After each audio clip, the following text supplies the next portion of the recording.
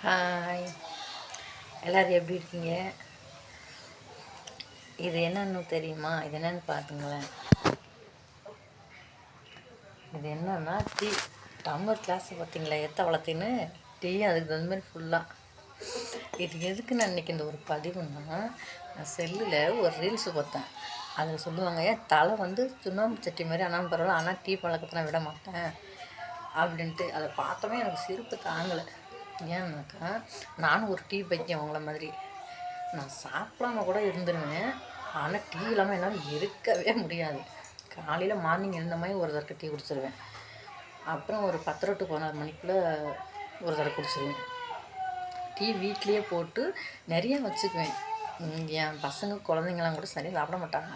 நான் ஒரு ஆள் தான் டீ நிறையா குடிப்பேன், அதனால் நிறையா போட்டு வச்சுக்கிடுவேன். அப்புறம் மத்தியானம் ஒரு 1 to 2க்குள்ளே ஒரு தடவை குடிச்சிருவேன். அப்புறம் 3லேருந்து 4 மணி 5 மணிக்குள்ளேன்னு வச்சுக்கோங்களேன், அப்போ ஒரு தடவை குடிச்சிருவேன்.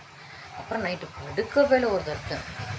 சாப்பாடு இல்லாமல் சாப்பிடாம கூட இருந்துருவேனே தவிர டீ இல்லாமல் என்னால் இருக்கவே முடியாது. நம்ம வந்து குளிர்காலத்தில் நிறைய டீ குடித்தா நல்லாயிருக்கும், டீ சாப்பிட்டா நல்லாயிருக்கும் அப்படின்னு.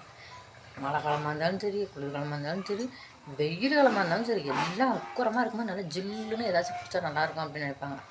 நான் என்ன தான் நினைப்பேன், எனக்கு ஒரு டீ சாப்பிட்டா நல்லாயிருக்கும் அப்படின்னு இருக்கும். வெளியில் போனால் கூட